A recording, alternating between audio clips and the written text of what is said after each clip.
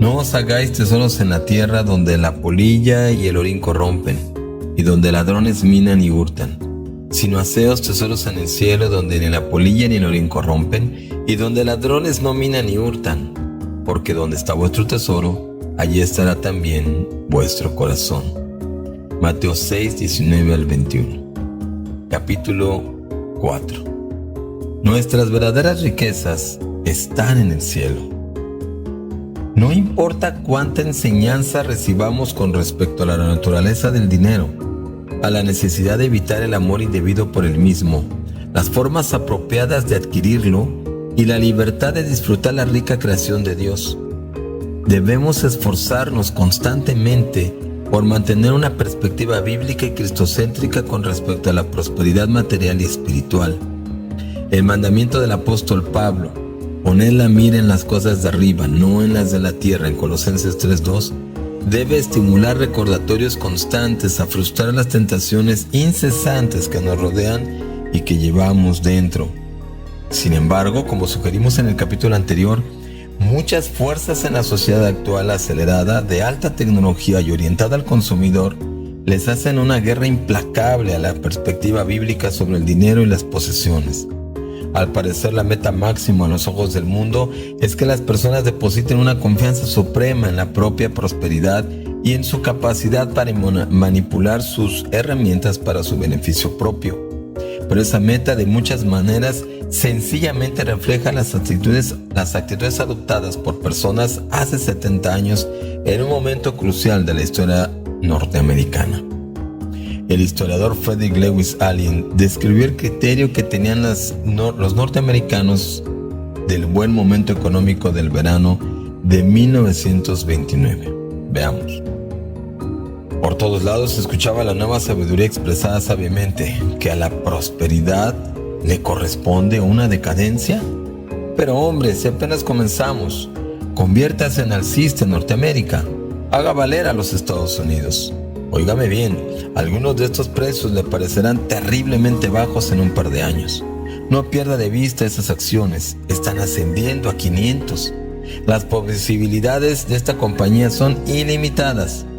Nunca pierda su posición en buenas acciones. Todo el mundo escuchaba cuántos millones habría ganado un hombre si hubiera comprado 100 acciones de la General Motors en 1919 y no las hubiera vendido. En uno que otro momento a todo el mundo se le recordaba que George F. Baker nunca vendió nada.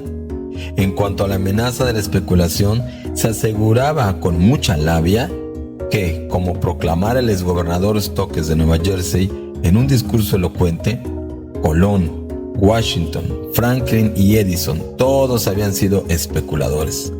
Para ser rico, escribió John F. Raskow en un artículo de Ladies' Home Journal, la revista del hogar para señoras, titulado de manera seductora «Todo el mundo debe ser rico». Hay que formar parte, decía, del propósito beneficioso de la producción de riquezas de este país. Y señaló que si alguien ahorraba tan solo $500 al mes y los invertía en buenas acciones ordinarias, permitiendo la acumulación de dividendos y derechos, al transcurrir 20 años tendría al menos $8,000 y un ingreso por concepto de inversión de al menos $400 al mes. Todo era muy fácil. La puerta a la fortuna estaba bien abierta. En el otoño de 1929, la misma bolsa de valores que las personas habían promocionado tanto en el verano y de hecho durante gran parte de la década anterior, se vino abajo y marcó el comienzo de la peor crisis económica de la historia norteamericana. Aunque hay muchas diferencias entre los buenos periodos económicos de los años 20 y los periodos prósperos de Norteamérica a finales del siglo, observadores bursátiles respetables pocas veces plantean que el mercado alcista actual sufrirá el mismo destino que la bolsa de valores de 1929. La idea es sencillamente la siguiente: la prosperidad es aún muy incierta. No nos atrevamos a convertirla en el fundamento de nuestra seguridad espiritual. Dios en su soberanía puede decidir en cualquier momento, como hizo con Job, ponernos a prueba privándonos de nuestro dinero, posesiones e incluso nuestros familiares. Aunque existe una relación definida entre la prosperidad espiritual y lo bien que administramos nuestra riqueza, como dice en Lucas 16 del 10 al 11, el Señor no quiere que malinterpretemos esa relación y así hagamos suposiciones erróneas y pecaminosas. A lo largo de la historia de la redención, los falsos maestros religiosos, como los escribas y los fariseos, han tergiversado la relación entre el dinero y la espiritualidad.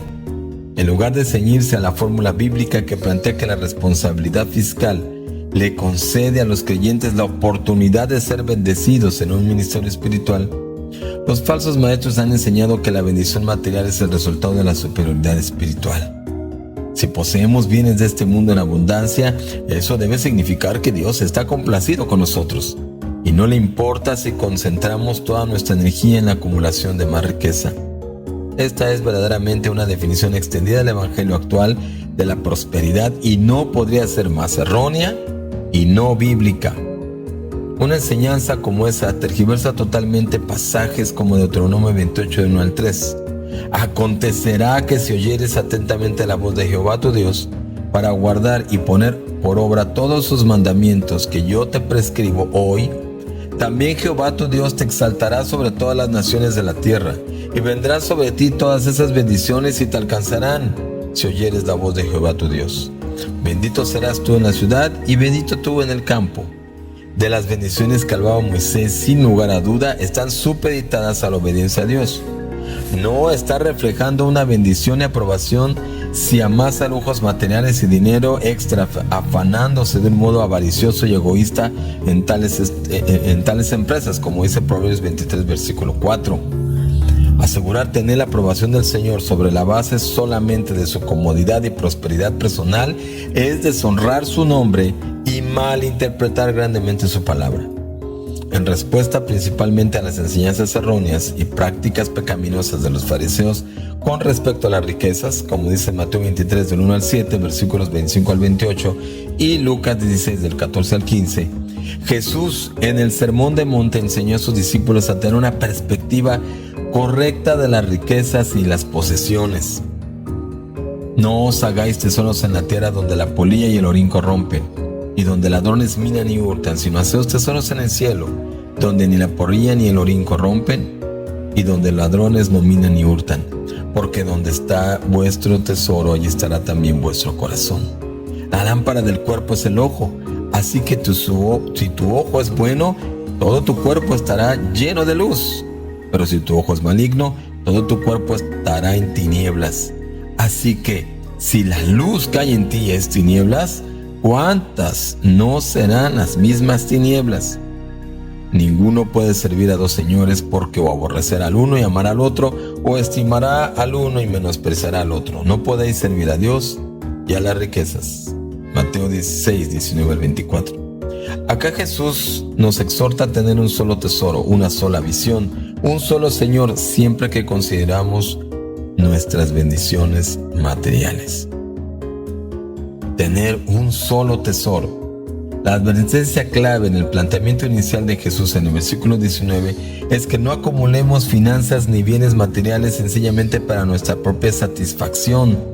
Si hacemos eso, las posesiones se convertirán en ídolos. La frase original equivalente de no os hagáis tiene la connotación de colocar de manera horizontal, de manera que se pierdan las monedas. En este contexto, Jesús está usando la frase para prohibir el acaparamiento a cualquier forma de acopio imprudente.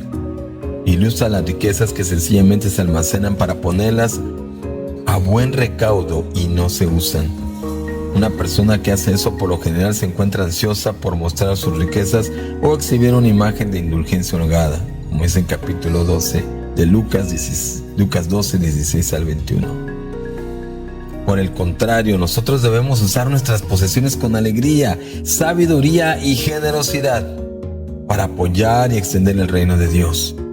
Al hacerlo, ganamos riquezas celestiales y no nos veremos entorpecidos por los tropezaderos de los bienes y dinero sin usar.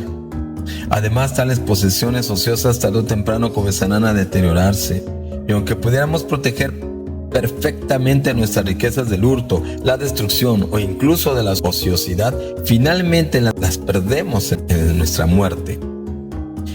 Pero cuando usamos todos los recursos que Dios nos ha conferido, ya sea dinero y propiedades o tiempo, energía e ideas para honrar a Dios, proveer para la familia y ministrar a otros, eso genera recursos celestiales que no nos puede destruir ni hurtar nada en la tierra.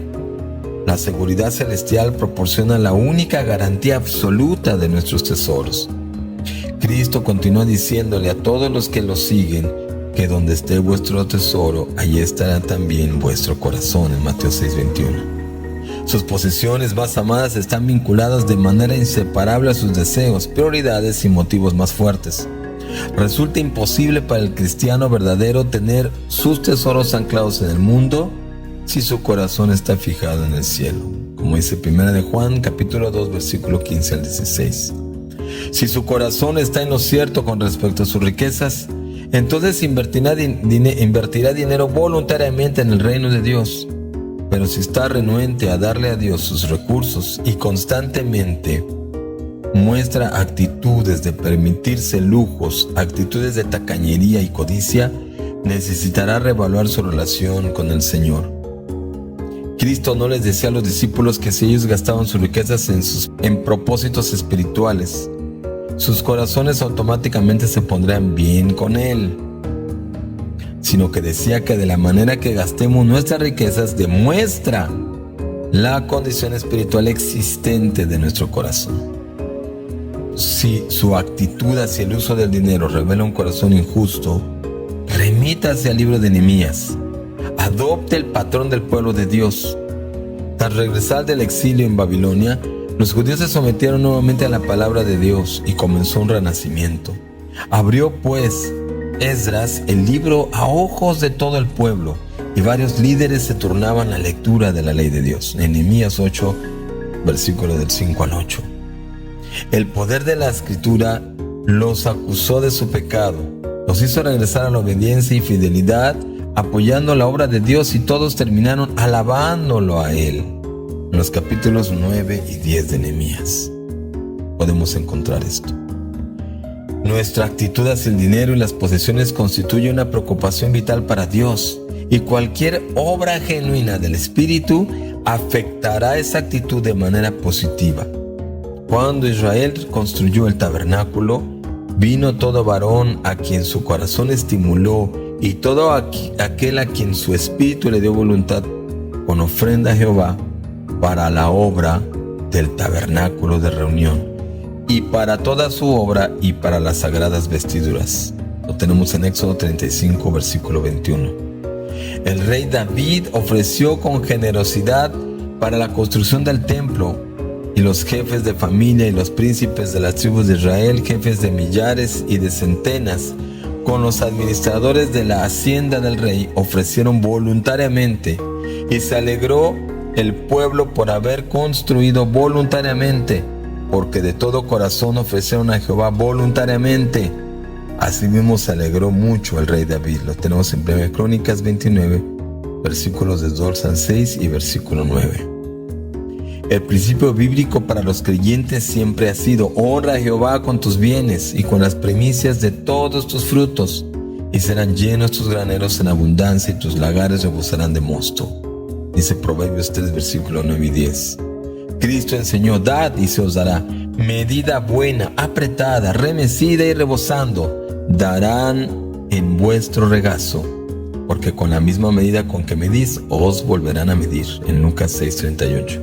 De un modo similar, el apóstol Pablo escribió: el que siembra escasamente también segará escasamente, y el que siembra generosamente también segará. 2 Corintios 9, versículo 6.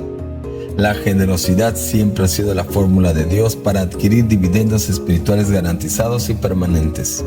Siempre resultan cuando tenemos nuestro tesoro primordial en el cielo, como dice Lucas 16, versículo 9.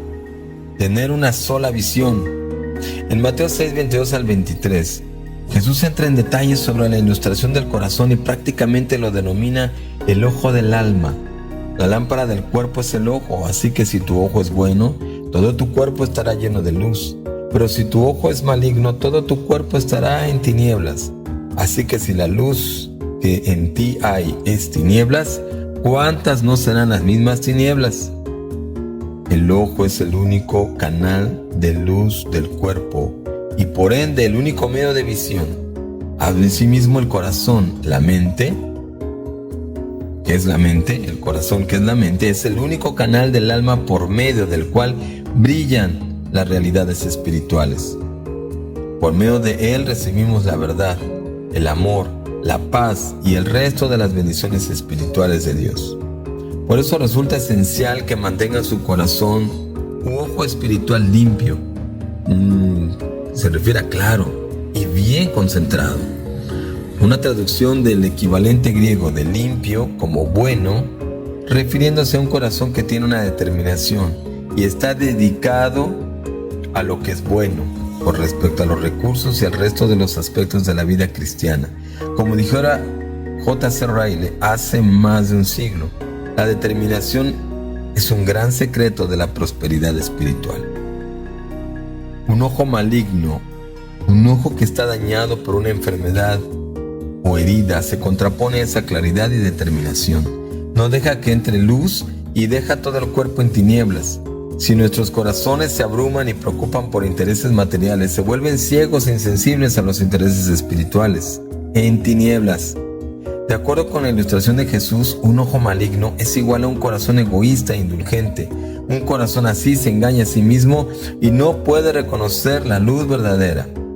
Lo que él cree ser luz es realmente tinieblas, y Jesús enfatizó la tragedia de esa condición cuando exclamó: ¿cuántas no serán las mismas tinieblas?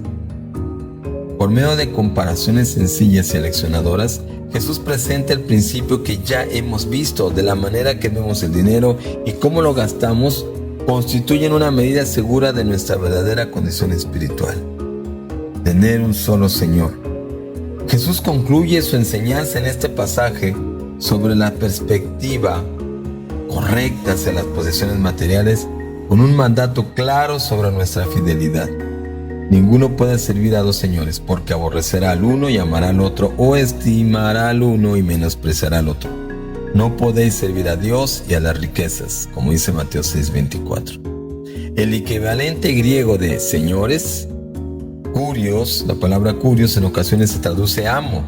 Se refiere a alguien que posee y supervisa esclavos. Por eso, señores significa más que el concepto sencillo de empleador, del cual puede ser que tengamos más de uno y trabajemos de forma aceptable para cada uno durante la misma semana o mes. Por lo tanto, este mandato no va en contra de la práctica moderna de tener dos o más trabajos y realizar sus obligaciones para con varios empleadores. Un esclavo le debía su fidelidad y servicio a tiempo completo a un solo amo. El amo poseía y controlaba totalmente al esclavo, y de modo que el esclavo no le debía quedar nada que pudiera darle a nadie más.